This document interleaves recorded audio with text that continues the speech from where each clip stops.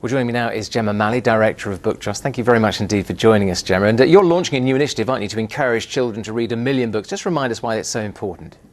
Reading is incredibly important. Children who read confidently, who actually enjoy reading, do better at school, they are more confident, they have better vocabulary, they have better imagination, more empathy. There's all sorts of evidence around well-being and happiness as well. Children who are able to enjoy and choose to read actually just do better in life. Well, that's the hard sell, I suppose, or the good sell as far as schools are concerned. What about parents? How can they get involved? Because it's not always easy. It's not easy at all, and there are so many different things that pressures that parents have, whether it's limited time because they're working or they've got young children.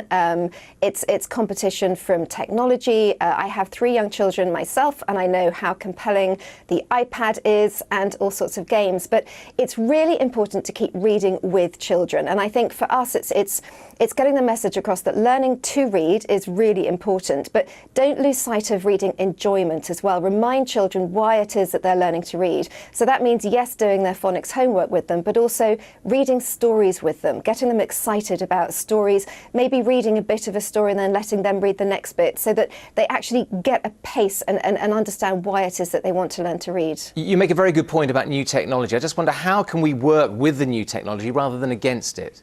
Well, technology is not bad. You know, technology is a fantastic thing. And I think, you know, we all know that children now, when they want to find a fact, they think, well, I'll Google it instead of having to go to a library and look it up. So there are great things about technology. It's just making sure that that doesn't take over and that we also understand the importance of books. Children, for instance, they really enjoy the idea of choosing books. And that's why in Read for My School, the competition that we're launching, there's a lot of emphasis on actually being able to choose lots of different types of books, getting children out of their comfort zone, trying types of, you know, genres that they haven't explored before. And there's something about the physical book, but also the Read for My School, a lot of the books are delivered via the web. So it's just reading for pleasure, which is the important thing, not necessarily how it's delivered. And briefly, you talk about the physical book there. Is that still better than the electronic one? I don't think there's better or worse. I think there's right for the right time. You know, a lot of young children much prefer the physical book because they want to be able to carry it around and take it to their room and possibly bite it, chew it, throw it across the room. You know, there's a sense of ownership.